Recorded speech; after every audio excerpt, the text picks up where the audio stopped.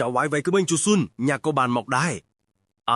สัตว์สหายเตียงนุกโอยขลายนะปนตาสำนางล้อจะไว้ชูเวงบานหมอกดอตวนเปลบ้ามันโดยจิโนเตขยังเป็ดจิมันเฮียนสมัยเมื่อรัฐพรนูเตเนื้อเปเคยจูซุนอยากจิกระไรจิจานเนี่ยบานรถมักจิมวยนกาไพคล้ายเดนเนไซซ้อนเนเลือมกเนื้อเปนูเติบชูซุนรังท้าเมียนสัตว์สหายสรุปปนบุญกบาลเมียนปรามกบาลธนักตีมุ้ยใบกบาลธนักตีปีนังมุ้ยกบาลธนักตีใบสัตว์สหายเตียงนุมันเมียนจีเรื่องทุ่มสำหรับกอดเตปนไตกอดเมียนอารามท้าชูเฟิงมันอาจดอสไรวิบานเตต้าวิอาจเตอเจอระบายเนเตได้ชูเฟิงบานเชนดาวกำรัดตีบุญในวิสัยวิญญาณปนไตซุ่มใบแต่ชูเฟิงมีกำลังกำรัดที่บุญก็วิมันอาจสำหรับสัตว์สหายจีฉลานขนระยะไปเคลแบบนี้ได้ชูซุนออกุนเนื้อไปชูซุนกำปงมีเพียบจมูกจะหลอมชูเฟิงบานยังยำด่ากวดเนื้อขนุสนำยังยำหมูปัจจิมีการดังก้นบรรทึกบรรตุยเนื้อไปนุชูซุนบานฟิญญับเอาอย่างคลั่งดอยสำงัดมีอารมณ์มันสุกจัดมวยบานรีเรียวดาวในกงเบ็ดดวงวักวดนั่งดอยมันกระดไว้กอดรถอย่างเลื่อนจากการอดดาวรายอย่างเลื่อนเจ้าไว้ชูเฟิงเต้าอยากบานสำหรับสัตว์แต่นี้แต่งหรือลูกจังบานเคยสัตว์สหายได้มันดอดังหามนั่งมีอารมณ์ท่ามันกู้ไอเชื่อลอยกดบันลือจะบาดทาชูเฟงชื่อมนุษย์อัดกาแดนเนกมรัตตีปีอริยาเปยจะจรันชนะสมไปแต่กอดเจอแต่กนงตีเลี้ยนขังกนงในสลาสูตรากอนก็เนไปนี่กอดก็เนมินกมรัตตีใบปนนอตายกอดไอสำหรับสัตว์สหายจะจรันเลื่อนบานนี้ดอยระเบียบหน้าบ่อยจังไฮชูเฟงบันและยุ่ยำนึ่งสำลังหมอกจังมันตรมแต่กอดมันมีนเพียบตนพล้นเดือดมุนเตแถมต่างมินเจตนาตรจักบันติกเด็ดพองมันมีนเอาไว้เต้กรอนแต่สู้ดอยใจดอนดอยบ้านเราชูเฟงสำลังแบบนู้จางบานดอกถอยกรอยระบายยิ้มเห็นได้เผยคลายหนึ่งยึดตะจักบานเจนพิทึงระบอกกอดปูจังเนเนกนงครูซาชูอริยาเปลจิจรันฉนำให้หายเอาไว้แต่บ้านจิกกันแต่จระบูจลังเนเปลจ้าจองจามท่าขนงเนียมจีบำราวเรื่องแดนเนกัวซูเนกัวซูเรื่องใดมันกัวซูเนมันกัวซูเรื่องใดกัวเถอเนกัวเถอเรื่องใดมันกัวเถอวิจิประสามันเถอจะเวียงมีในจรุจบานในขนงปีระบชูเฟงหนึ่งจังมินมุกสลาวสลาวใดไพคลายเนื้อไปนู้กอดมันไอนิเยอไว้บ้านหนังเรียงกายร่นเตี้ยเหมือนกรุบกรงบานจูเฟงบ้านยนยำจะแจงเนื้อไปเคยกอดแบบนู้บ้านบรรเจท้ากาสมัยระบกอดได้เคยเจ็ดคือตรมตรันจะไว้ชูเฟงตายเยอะกลัวโทเอาไว้จมวยหนังสัตว์แต่งนิเวนตายเยอะน้อมเวียตรับตะแกะทานชูรือเนี่ยจิกระไรรอบสัตว์เน็ตบานหอมวนกอดมันจำใบรำคาญดอประเจจนในเครื่องหลมเนยทานจีมวยหนึ่งสัตว์สหายแต่ประมาณกบาลที่กรอนแต่น้อมพวกเกตตลอดหมกเตียเวงหายซีโปเวียชูเฟงบานกรูวีได้รับก่อนโดยจีวีเหมือนมีปัญหาไว้บันตอบมอกบานได้ชุโปเตกันหลุมเนยทานกรูสาชูส้มอกุลลูกจุมเตียวไว้คุยชูเฟงกรรมกรไร้บ้านสบายจิตอย่างคลั่งสัตว์สหาวคือจะสัตว์จำไล่ดัลไอ้บรรดาบ้านถูกใบเจียสมบ่ข้างกราวระบาปูเกเรื่องโดยใดก็ได้สัตว์ระบาปูเกมีรู้จิตฉงนะเกนิเยธาบันตอปีบริโภควีน้ำมันตรำใต้ปุ่งเรื่องเรียงกายปนเนาะเตแถมแต่งโทเอาชีวิตระบาปูเกอยู่อังไวติกพ่องเอาไว้กรุ๊ปย่างคือเจตรสมบัติปีเลือดอกร้อมเนื่องชีวัตถุเดมินดำลายกัวซ้ำปันแต่ชูเฟงบานประดอสัตว์สหาวโดมินดำลายแบบนี้ดอปูเกตาปูเกอาจมันสบายจัดบ้านอย่างไม่หายเนื้อเปเดปูเกบางขึ้นโดยเพนกตัวท้าชูเฟงบันสำหรับสัตว์สหาวเตียงออกโนจรณาพริมโดยไดตูเตกรรมกรร้ายการแต่กรบชูเฟงมันแถมเตียดในจัดอันดอนแร่ชูซุนบานดอลกำไลในกอดบานรกคืนสัตว์สหาวเนื้อเปดำบ่มบันต่อไปคืนท้าขมินนามันเนี่ยในจุ่มวินกอดบานดาแต่การดำชื้อทมหมุยหนึ่งโลดล้ามปีเลวีเนื้อเปได้กอดเทกชมหมอกเว้งมีนประอบชื่อบันแทมในของได้ระบกอดได้ปูเป็นได้รุ่นตุย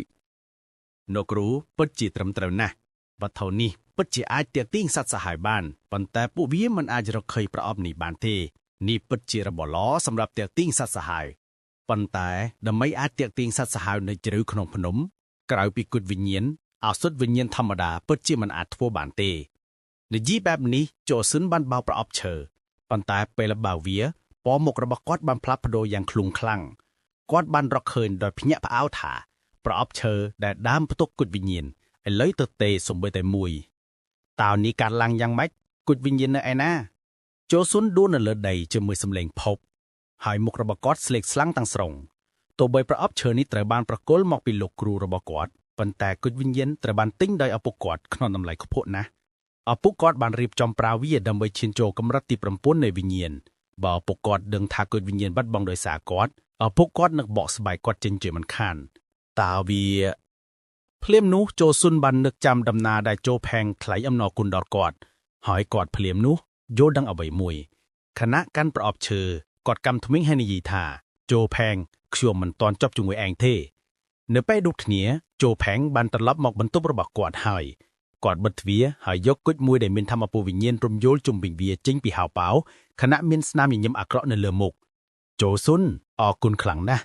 ដើរជុំវិញធំដូចនេះបាត់បង់កម្លាំងច្រើនណាស់ឯងធួទាំងអស់នោះគ្រាន់តែដើម្បីឲ្យខៀមនៅកំបាត់នេះនឹងជួយខៀមឈានចូលកម្រិតទី6ហេហេឯងពិតជាសប្បុរសណាស់ជាបងអូនโจស៊ុនមិនដែលគិតថាโจផេងមានធម្មពលវិញ្ញាណទោះបីប្រអប់ឈើនោះធ្វើឲ្យច្រមុះសត្វសាហាវច្រឡំប៉ុន្តែវាមិនអាចបំផ្លាន់ធម្មពលវិញ្ញាណរបស់โจផេងបាននៅពេលដែលโจផេងមកដល់គាត់ភ្លាមរកឃើញប្រអប់ឈើដែលផ្ទុកគុណវិញ្ញាណហើយកំណត់ថាវាជាអន្ទាក់ដែលបង្កើតដោយមនុស្សខណៈត្រឡប់ចូលពីភ្នំនឹងឃើញការភ្ញាក់ផ្អើលរបស់โจស៊ុននិងចាងโจផេងកាន់តែប្រកាសថាអ្នកទាំងពីរបានសហការគ្នានឹងចង់ធូរបាបគាត់ប៉ុន្តែពួកគេមិនដែលគិតថាពួកគេមិនអាចធូរបាបបានហើយផ្ទុយទៅវិញពួកគេរងគ្រោះខ្លួនឯងហ្គឹបបន្ទាប់ពីចូលទៅក្នុងក្រពែគុជវិញ្ញាណភ្លាមคล้ายទៅជាធម្មពលវិញ្ញាណដ៏ធំប៉ុន្តែមុនពេលធម្មពលវិញ្ញាណដ៏ធំនោះអាចរាលដាលវាត្រូវបានស្រូបដោយដានទីននៅពេលនោះโจផេងអាចស្ដាប់ឮសំឡេងទំពែដូចជាចកឃ្លានពីដានទីនរបស់គាត់នៅពេលសំឡេងនោះបាត់ហើយការផ្លាស់ប្ដូរដ៏ធំបានកើតឡើងនៅក្នុងដានទីនសត្វផ្សឿង9ក្បាលបានស្រែកនិងផ្លាស់ប្ដូរម្ដងទៀត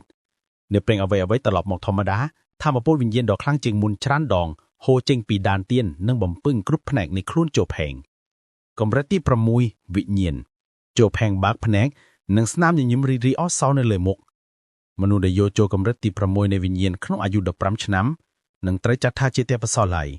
មនុស្សដែលទៅពីកម្រិតទី2ទៅកម្រិតទី6ក្នុងរយៈពេលតិចជាង2ខែអាចពណ៌នាដោយពាក្យថាបិសាចពេលវេលាហោះហែហើយក្នុងការព្រឺព្រួតមួយថៃនៃការជួបជុំគ្រូសាជូក៏បានមកដល់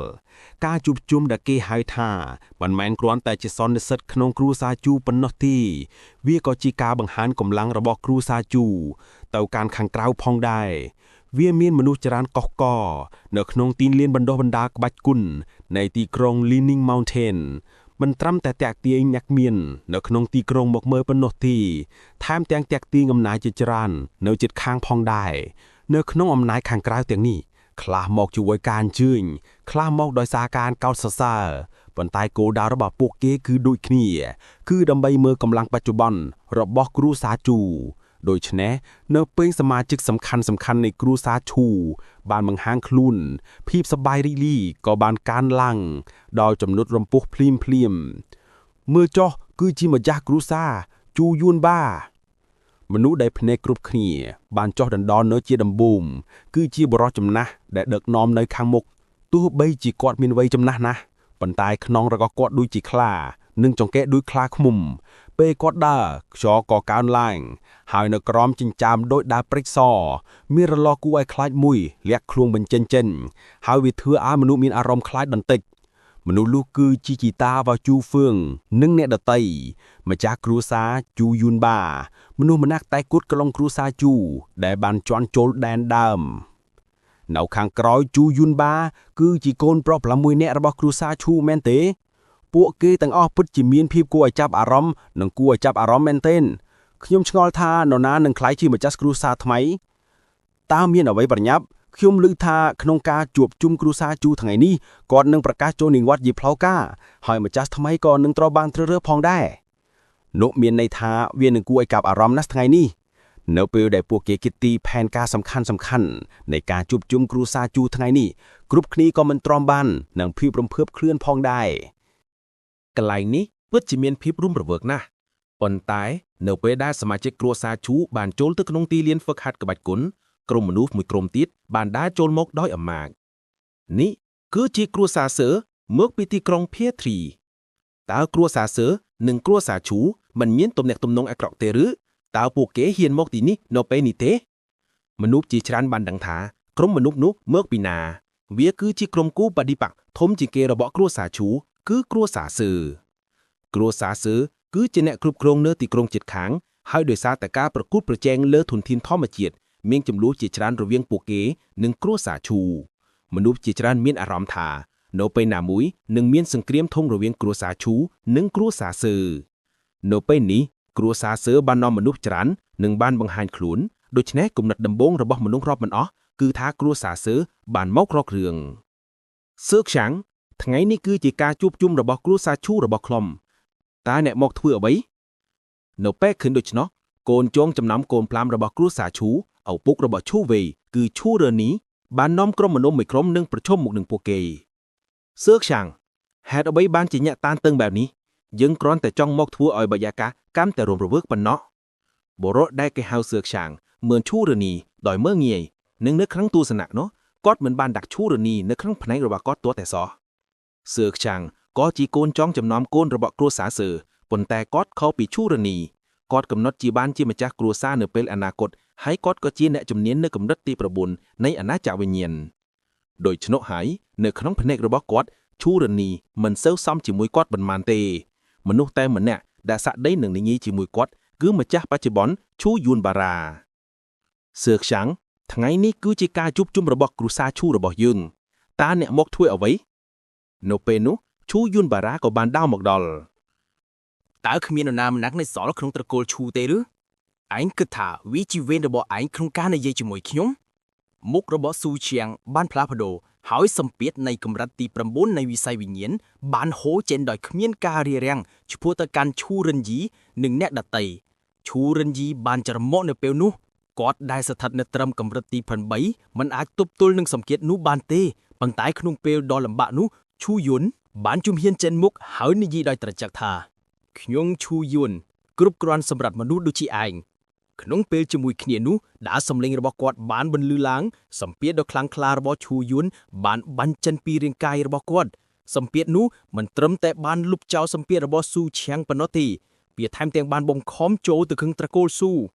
ការផ្លាស់ប្ដូរនោះបានកើតឡើងយ៉ាងលឿនហើយស៊ូឈៀងមិនឆ្លោះឆ្លើយតបហ្វូងមនុស្សនៅពីក្រោយគាត់ត្រូវបានរញច្រានត្រឡប់មកវិញដោយសម្ពាធរបស់ឈូយុនហើយមានតែស៊ូឈៀងប៉ុណ្ណោះដែលអាចទប់ទល់បានកម្រិតទី9នៃវិស័យវិញ្ញាណស៊ូឈៀងមានមុខភ្ញាក់ផ្អើលមិនថាយ៉ាងណាគាត់មិនដែលគិតថាឈូយុនក៏បានឈានដល់កម្រិតទី9នៃវិស័យវិញ្ញាណដែរហើយសម្ពាធនោះគឺខ្លាំងជាងរបស់គាត់មិនមែនខ្សោយជាងទេកម្រិតទី9នៃវិស័យវិញ្ញាណកូនទី5នៃត្រកូលឈូគឺឈូយុនស្ថិតនៅកម្រិតទី9នៃវិស័យវិញ្ញាណអស្ចារ្យណាស់នៅវ័យនោះគាត់បានឈានដល់កម្រិតទី9នៃវិស័យវិញ្ញាណរួចហើយហាក់ដូចជាមុខដំឡើងជាម្ចាស់ត្រកូលនិងមិនជារបស់នរណាក្រៅពីគាត់ទេដោយមានអារម្មណ៍សម្ពាធរបស់ឈូយុនសំឡេងភ្ញាក់ផ្អើលបានបន្លឺឡើងនៅខាងក្រៅវាលប្រយុទ្ធគុណសូម្បីតែមុខរបស់ឈូយុនបាដែលកំពុងអង្គុយក៏បានផ្លាស់ប្ដូរបន្តិចហើយសុភមង្គលភ្ញាក់ផ្អើលហូរចូលក្នុងភ្នែករបស់គាត់ប្អូនទី5តើពេលណាដែលឯងបានឈានឡើងឈូរិនយីបានសួរដោយរំភើបបងធំខ្ញុំទើបតែឈានឡើងតែប៉ុន្មានថ្ងៃមុននេះទេឈូយុនបានញញឹមស្រាលនឹងឆ្លើយតបឈូយុនតែងតែគោរពជំទាវបងធំរបស់គាត់ល្អហើយការឈានឡើងគឺល្អហាក់ដូចជាមុខតំណែងជាម្ចាស់និងពិតជារបស់ឯងមែនតើគ្មាននរណាម្នាក់នៅសល់ខឹងត្រកូលឈូទេឬឯងគិតថាវាជាវេនរបស់ឯងក្នុងការនិយាយជាមួយខ្ញុំមុខរបស់ស៊ូឈៀងបានផ្លាស់ប្ដូរហើយសម្ពាធនៃកម្រិតទី9នៃវិស័យវិញ្ញាណបានហូរចេញដោយគ្មានការរារាំងឆ្ពោះទៅកាន់ឈូរិនយីនិងញាក់ដាតីឈូរិនយីបានច្រមុះនៅពេលនោះគាត់ដែលស្ថិតនៅត្រឹមកម្រិតទី8មិនអាចទប់ទល់នឹងសម្ពាធនោះបានទេប៉ុន្តែក្នុងពេលដ៏លំបាកនោះឈូយុនបានជំហានចេញមុខហើយនិយាយដោយត្រជាក់ថាខ្ញុំឈូយុនគ្រប់គ្រាន់សម្រាប់មនុស្សដូចជាឯងក្នុងពេលជាមួយគ្នានោះដែលសម្លេងរបស់គាត់បានបន្លឺឡើងសម្ពាធដ៏ខ្លាំងក្លារបស់ឈូយុនបានបាំងចេញពីរាងកាយរបស់គាត់សម្ពាធនោះមិនត្រឹមតែបានលុបចោលសម្ពាធរបស់ស៊ូឆាំងប៉ុណ្ណោះទេវាថែមទាំងបានបង្ខំចូលទៅក្នុងត្រកូលស៊ូការផ្លាស់ប្ដូរនោះបានកើតឡើងយ៉ាងលឿនហើយស៊ូឆាំងមិនធ្លាស់ឆ្លើយតបហ្វូងមនុស្សនៅពីក្រោយគាត់ត្រូវបានរុញច្រានត្រឡប់មកវិញដោយសម្ពាធរបស់ឈូយុនហើយមានតែស៊ូឆាំងប៉ុណ្ណោះដែលអាចទប់ទល់បានកម្រិតទី9នៃវិស័យវិញ្ញាណស៊ូឈៀងមានមុខភ្ញាក់ផ្អើលមិនថាយ៉ាងណាគាត់មិនដែលគិតថាឈូយុនក៏បានឈានដល់កម្រិតទី9នៃវិស័យវិញ្ញាណដែរហើយសម្ពាធនោះគឺខ្លាំងជាងរបស់គាត់មិនមែនខ្សោយជាងទេកម្រិតទី9នៃវិស័យវិញ្ញាណកូនទី5នៃត្រកូលឈូគឺឈូយុនស្ថិតនៅកម្រិតទី9នៃវិស័យវិញ្ញាណអស្ចារ្យណាស់នៅវ័យនោះគាត់បានឈានដល់កម្រិតទី9នៃវិស័យវិញ្ញាណរួចហើយហាក់ដូចជាមុខដំឡើងឈុំម្ចាស់និងមិនជារបស់នរណាក្រៅពីគាត់ទេដោយមានអារម្មណ៍សម្ពាធរបស់ឈូយុនសំឡេងភ្ញាក់ផ្អើលបានបន្លឺឡើងនៅខាងក្រៅវាលប្រយុទ្ធគុណ สมបីតែមុខរបស់ឈូយុនប៉ាដែលកំពុងអង្គុយក៏បានផ្លាស់ប្ដូរបន្តិចហើយសុភមង្គលភ្ញាក់ផ្អើលហូរចូលក្នុងភ្នែករបស់គាត់ប្អូនទីប៉ាមតើពេលណាដែលឯងបានឈានឡើងឈូរិនយីបានសួរដោយរំភើបបងធំខ្ញុំទៅតែឈានឡើងតែប៉ុន្មានថ្ងៃមុននេះទេឈូយុនបានញញឹមស្រាលនឹងឆ្លើយចប់ឈូយុនតែងតែគោរពចំពោះបងធំរបស់គាត់ល្អហើយការឈានឡើងគឺល្អហាក់ដូចជាមុខតំណាងជាម្ចាស់និងពិតជារបស់អញមែន ជាធម្មតាកូនច្បងនឹងជាអ្នកអង្គុយនឹងតំណែងជាម្ចាស់គ្រួសារប៉ុន្តែគាត់មិនខ្វល់ពីរឿងនោះទេគាត់ខ្វល់តែពីកម្លាំងរបស់គ្រួសារឈូប៉ុណ្ណោះបងធំហាក់ដូចជាពាក្យទាំងនោះនិយាយឆាប់ពេកហើយភ្លាមនោះសម្ពាធកម្រិតទី9នៃព្រះវិញ្ញាណបានមកពីខាងក្រោយរបស់ឈូរិនអ៊ីងាកក្បាលមើលមុខរបស់ឈូរិនអ៊ីនិងឈូយួនមិនអាចជួយបានជាប្រែប្រួលនៅខាងក្រោយពួកគេបុរសវ័យកណ្ដាលមុខសកំពុងដើរមកយឺតមនុស្សនោះគឺជាកូនទី6នៃគ្រួសារឈូនិងជាឪពុករបស់ឈូហុនហ្វេគឺឈូណានសានពូនទី6ឯងក៏បានឈានដល់កម្រិតទី9ដែរឬមុខដែលរីករាយរួចទៅហើយរបស់ឈូរិនអ៊ីកាន់តែរីករាយថែមទៀតបងធំវាគ្រាន់តែជាកម្រិតទី9នៃព្រះវិញ្ញាណប៉ុណ្ណោះមិនចាំបាច់រំភើបខ្លាំងពេកទេគោលដៅរបស់ឃីមគឺវាលដាំកម្រិតឈូណានសានញញឹមដោយស្ងប់ស្ងាត់ហើយមោទនភាពបានផ្ទុះចេញពីខ្លួនទាំងមូលរបស់គាត់ដូចគ្នាកូនទី6នៃគ្រួសារឈូក៏ស្ថិតនៅកម្រិតទី9ដែរហាក់ដូចជាតំណែងម្ចាស់គ្រួសារនៅមិនទាន់កំណត់ទេ ហាក់ដូចជាថ្ងៃនេះយើងនឹងបានឃើញរឿងល្អខ្លះញាក់ដែលមកសម្រាប់ភាពសប្បាយរីករាយបានស្រែកឡើងប៉ុន្តែមុខរបស់អំណាចក្បាយនោះមានភាពអាក្រក់ខ្លាំងពួកគេយល់ច្បាស់ណាស់ថាការលេចថ្លាភ្លាមនៃអ្នកជំនាញកម្រិតទី9នៃព្រះវិញ្ញាណ2អ្នកមាននៅយ៉ាងណាសូម្បីតែស៊ូខ្ចាំងដែលអធិពលនឹងឆ្លៀងនោះក៏កំហឹងហើយជ្រុងមាត់របស់គាត់ញ័រវាមិនមែនជារឿងល្អសម្រាប់គ្រួសារស៊ូរបស់គាត់ទេអ្នកដែលមកដល់គឺជាភ្ញៀវរិនអ៊ីសូមឲ្យគ្រួសារស៊ូនៅទីនេះនឹងអង្គុយនៅពេលនោះសម្លេងច្បាស់ដួតផ្គរលុនបានលីឡើងហើយវាគឺឈូយួនបាដែលនិយាយនៅពេលនោះឈូយួនបាពោពេញដោយស្នាមញញឹមឈូយួននិងឈូណានសានគឺជាកូនតូចរបស់គាត់ហើយបើគាត់បានចូលដល់កម្រិតទី9នៃអាយុនោះការចូលដល់វាលដាំកំណាតគឺជារឿងនៃពេលវេលាប៉ុណ្ណោះដែលក៏មានន័យថាគ្រួសារឈូរបស់គាត់មានអ្នកស្នងតំណែងដែលមានលក្ខណៈសម្បត្តិគ្រប់គ្រាន់ដូច្នេះតើគាត់អាចរីករាយមិនបានយ៉ាងណាដោយសារតែគាត់រីករាយខ្លាំងពេកគាត់មិនខ្វល់ថាស៊ូកយ៉ាងនិងអ្នកផ្សេងទៀតមកទីនេះដើម្បីអ្វីហើយថែមទាំងអញ្ជើញពួកពីអង្គុយគ្រប់គ្នាពីគ្រួសារស៊ូសូមមកផ្លូវនេះឬពាក្យរបស់ឪពុកខ្លួនឈូរិនអ៊ីមិននិយាយអ្វីថែមទៀតទេហើយនាំហូមគ្រួសារស៊ូទៅកាន់កៅអីឈូយួនចង់តាមទៅប៉ុន្តែនៅពេលនោះឈូណានសានបានមកជិតគាត់ហើយសួរដោយសំឡេងទាបប្អូនទី5ឯងគិតថាឪពុកនឹងជ្រើសរើសយូណាឯងឬខ្ញុំទៅសួរគាត់ឯងទៅឈូយួនសម្លឹងមើលគាត់មួយផ្លែតហើយដើរចេញទាំងលឿន ទោះបីជាពួកគេជាបងប្អូនក៏ដោយឈូយួនតែងតែមិនចូលចិត្តវិធីសាស្ត្ររបស់ចៅណានសានក្នុងការដោះស្រាយរឿងរ៉ាវបើសួរឈូយួនថាគាត់មិនចង់ឲ្យអ្នកណាធ្វើជាម្ចាស់គ្រួសារបំផុតគាត់នឹងឆ្លើយដោយមិនសង្ស័យថាឈូណានសានភ្លាមនោះបន្ទាប់ពីឈូយួនញាក់ចេញស្នាមញញឹមលឿមុខឈូណានសានបានរលាយបាត់ភ្លាមហើយពន្លឺត្រចះមួយបានបញ្ចេញចេញពីភ្នែករបស់គាត់ប៉ុន្តែបើប្រៀបធៀបជាមួយពួកគេបេក្ខជនគ្រួសារចៅទាំង3នាក់ផ្សេងទៀតមានទឹកមុខខឹងនិងព្រួយបារម្ភឱកាសរបស់ពួកគេក្នុងការធ្វើជាម្ចាស់គ្រួសារបានបាត់បង់ទៅហើយវាពិតជាធ្វើឲ្យពួកគេមានអារម្មណ៍ជូរចត់ប៉ុន្តែអ្នកដែលធ្លាក់ចិត្តបំផុតនៅតែជាកូនទី4នៃគ្រួសារឈូកូនទី4នៃគ្រួសារឈូមានការដាំដុះនៅកម្រិតទី8នៃអាណាចក្រវិញ្ញាណបើមិនមែនដោយសារកូនប្រុសរបស់គាត់ឈ្មោះចៅអ៊ូស៊ុនដែលបានបាត់បង់គ្រាប់ពេជ្រវិញ្ញាណដែលគាត់បានចំណាយតម្លៃខ្លាំងណាស់ដើម្បីទិញនោះនៅពេលនេះគាត់ប្រហែលជានៅកម្រិតទី9នៃអាណាចក្រវិញ្ញាណហើយប្រហែលជាគាត់អាចដូចឈូយួននិងឈូណានសានដែលបានបង្ហាញខ្លួននៅមុខភ្ញៀវទាំងអស់យើគិតកាន់តែច្រើនគិតកាន់តែខឹងហើយគាត់ខឹងខ្លាំងណាស់រហូតដល់កម្មថ្មិញកម្មបបោម៉ោតនិងផ្សែងចេញពីរុនទាំង7នៃមុខគាត់បានសម្រេចដោយសម្ងាត់ថាបន្ទាប់ពីការជួបជុំគាត់នឹងវាយកូនប្រុសចៅស៊ុនមួយចំនួនទៀតបើមិនដូច្នោះទេគាត់មិនអាចកម្ចាត់ចោលនៅកំហឹងនៅក្នុងចិត្តបានឡើយវាចប់ហើយការសម្លឹងរបស់ឪពុកអាចសម្លាប់បានហើយ បន្ទាប់ពីការជួបជុំខ្ញុំត្រូវតែត្រឡប់ទៅសាលាធីសិនវិនវិញឲ្យបានលឿនហើយមិនអនុញ្ញាតឲ្យឪពុករបស់ខ្ញុំចាប់ស្រមោលខ្លាំងសូម្បីតែបន្តិចក៏សោះនៅជ្រុងមួយនៅខាងក្រៅវាលប្រយុទ្ធគុណឈូស៊ុនកំពុងសង្កេតមើលការបញ្ចេញមុខរបស់ឪពុកគាត់ដោយសមងាត់គាត់គិតអំពីការដាក់ទណ្ឌកម្មនៅថ្ងៃនោះហើយមិនអាចជួយបាននៅក្នុងការប៉ាក់ភ្នែករបស់គាត់ដែលនៅតែហើមនោះឡើយភ្លាមនោះការឈឺចាប់ដោយភ្លើងឆេះមួយបានកើតឡើងហើយគាត់និយាយខណៈដែលកម្មថ្មិញកម្មបបោម៉ោតនឹងថា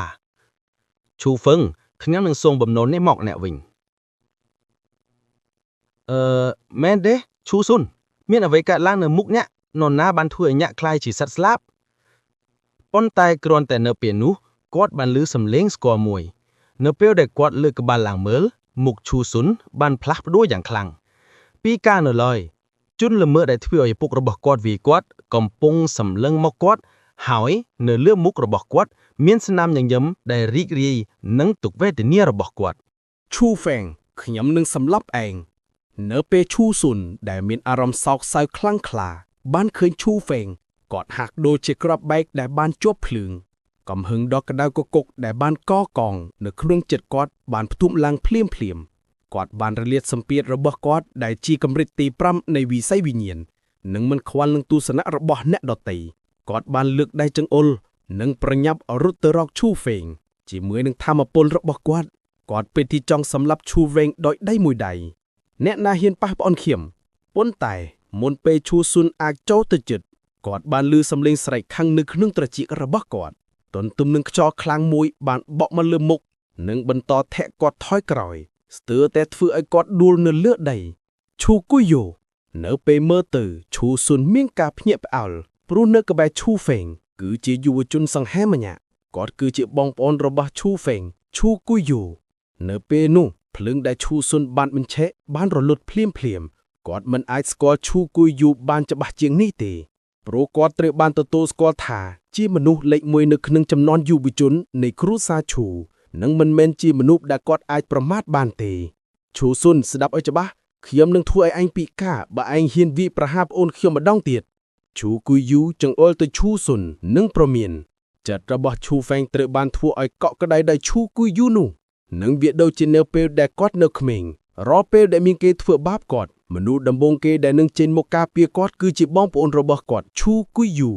នៅពេលមើលគាត់ថ្ងៃនេះបងប្អូនរបស់គាត់ហាក់ដូចជាគួរឲ្យទុកចិត្តជាមុនហេមានអេរិយាបថខ្លាំងណាស់បងប្អូនទាំងពីរនាក់នេះខ្លាចជាមានភាពអួតខ្លួនច្រើនណាស់នៅក្នុងរយៈពេលពី3ឆ្នាំដែលខ្លួនមិនបានឃើញសំឡេងចម្លែកមួយបានបន្លឺឡើងនៅពេលងាកក្បាលទៅមើលពួកគេបានឃើញចំនួនយុវជននៃគ្រួសារឈូជាច្រើនអ្នកកំពុងដើរមក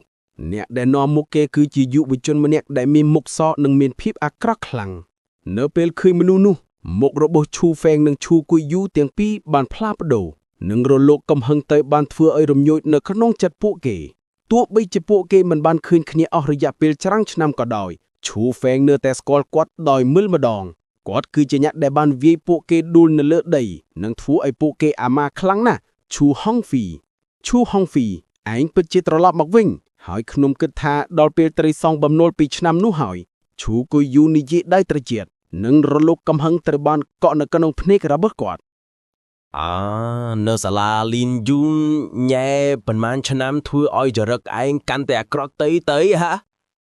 ឯងគិតថាខ្លួនឯងពិតជាលេបមើលក្នុងកូនចៅចំនួនក្រោយនៃត្រកូលឈូទេឬឯងគិតថាឯងអាចវាយខ្ញុំបានមែនទេឈូហុងហ្វៃសម្លឹងមើលឈូគូយូដោយភ្នែកមើលងាយ